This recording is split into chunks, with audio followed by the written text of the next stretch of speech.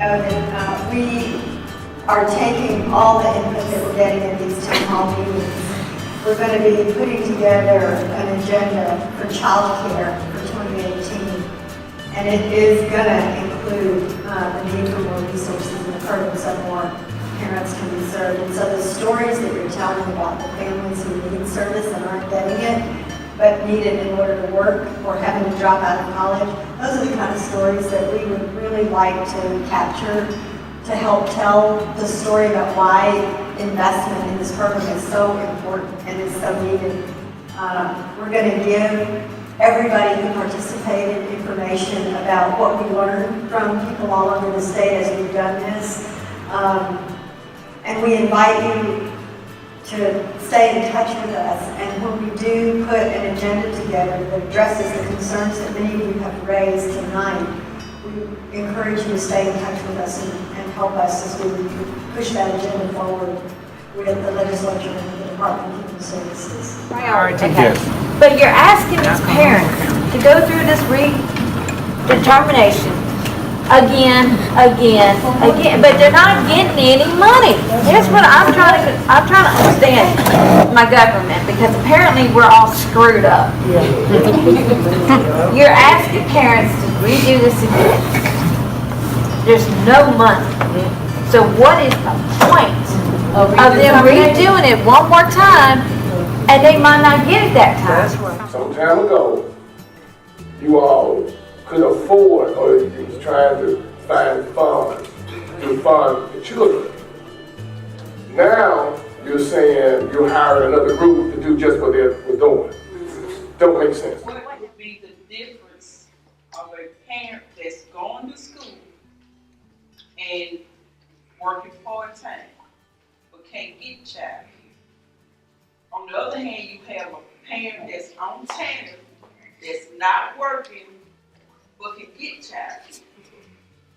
It's something wrong right there. Maybe. So we really want to now open up this time to really hear from you about what's really going on.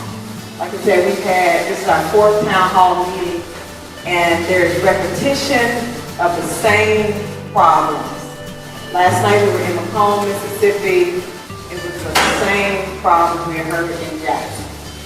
Everything was the same. And so we really want to hear from you about what it is you have been experiencing, what your questions are and concerns.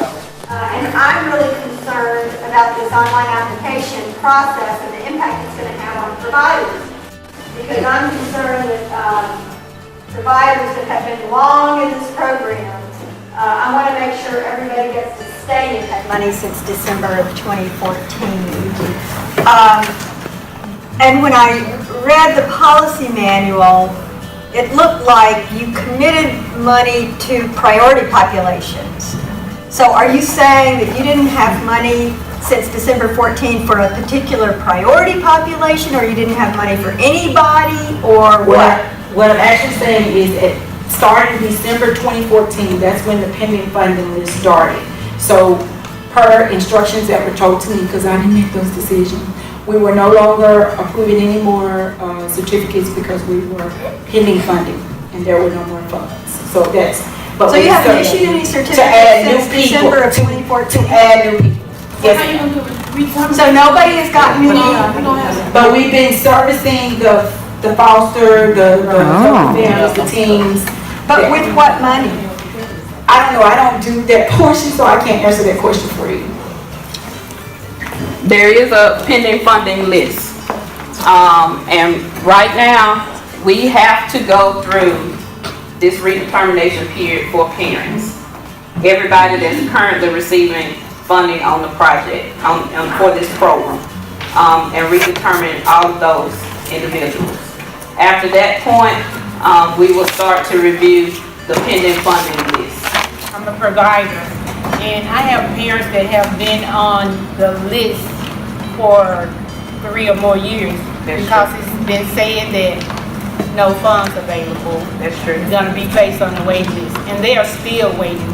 And most of the parents in my daycare center are the ones that being terminated, are the ones that are working, that has jobs, and they need child care. And we're the only child care center in our town. And we have parents that not working, but seem to get childcare.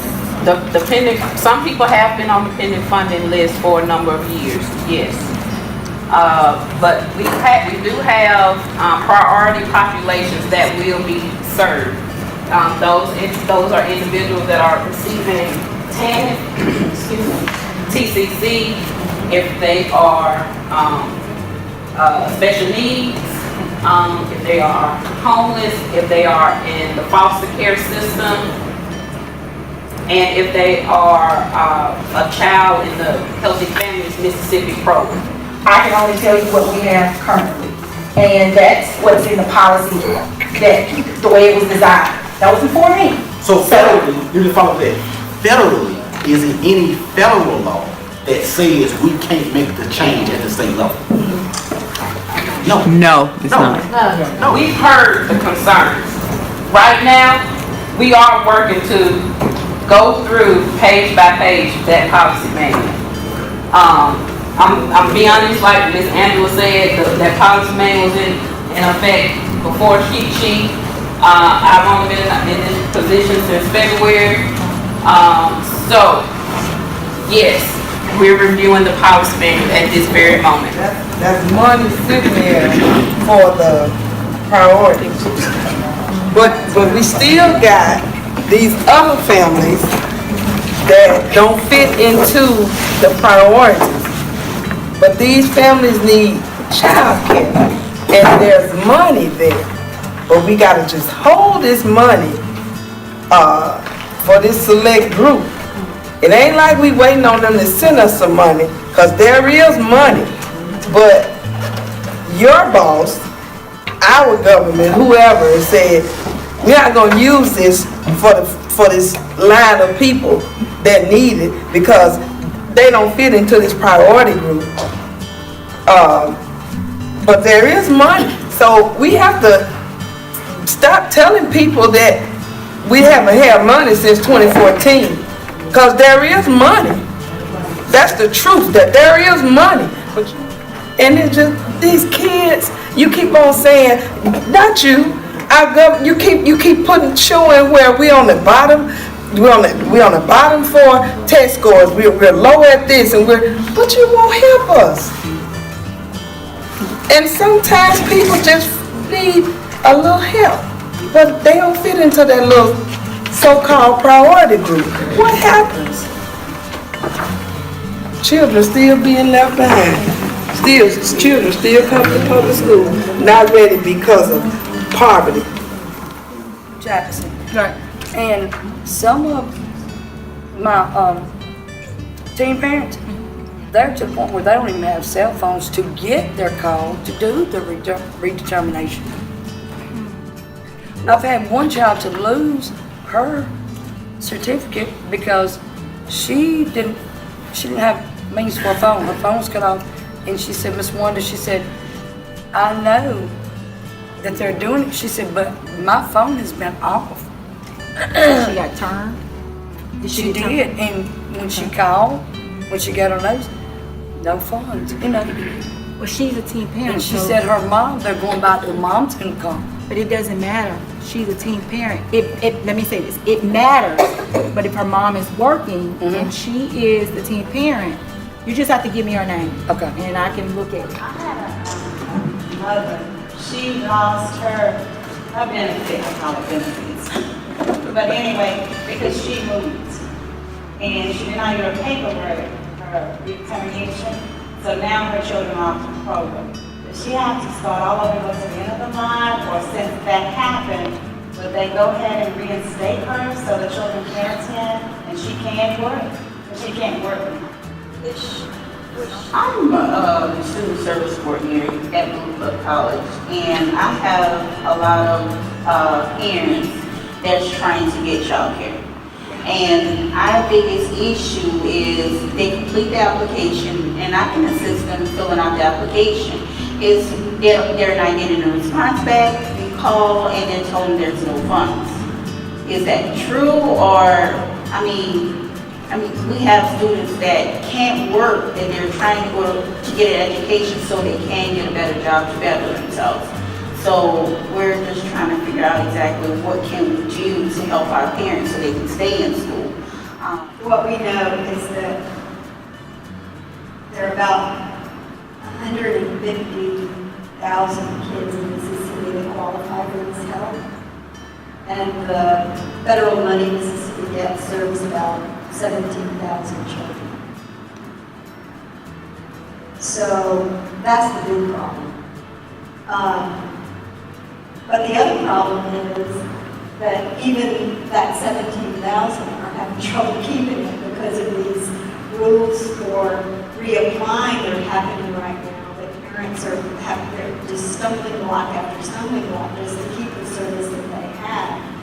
So it's both removing these stumbling blocks so the parents that have this can keep it, but also our big challenge to address the big problem that you're identifying is that there needs to be a lot more money in this child care program because there are a lot more kids that need parents who need this service so they can go to work. And we learned in one of those town halls that they haven't given out new certificates, just regular certificates since 2014. And we've been trying to figure out why that is, but they prioritize these other populations such as, homeless young kids and families and teenagers and 10, right? But we know that this program was also supposed to be for working parents. All day I'm here, and there's a lot of things that I'm learning that I can take back. When I called Mr. Sherman and asked, hey, she turned in all of her stuff, but y'all didn't approve her. She's like, well, we couldn't see her driver's license. And I was like, well, why y'all called her to make sure, to give her information or whatever, why y'all didn't call her back and tell her that y'all couldn't see her driver's license? So the last parent I had, I just told him to mail all this stuff in. Then to call Mr. Sherman and to make sure, because I had another parent that actually turned in all this stuff, called him, he was like, yeah, we have everything, I see everything is in order. And they still didn't recertify this parent. And this parent had 2 kids on the program, and she worked. So she was qualified. They just said that they didn't have all her information. But when they called and talked to him, he told them that they had all the information. Please let us know about those stories, especially the ones about losing child care even though they submitted everything, or losing child care because their address didn't match. Because those are the ones we're really trying to challenge. But let me just let y'all know too, the TANF money doesn't have to serve only TANF clients. TANF money is money that can be used for a working parent. I know Mississippi is not just transitional. The state has the authority to use TANF money to serve more working parents. So how do working parents get the TANF money? We want to open it up for you all. And what we're going to do is, DHS was supposed to be here, but they're not here. As you can see, we got a chair that says DHS. They're not here, but we want to take these concerns back to Department of Human Services, and it's also for us to be able to do the advocacy work to change the policy, to really change the system. Yes, sir.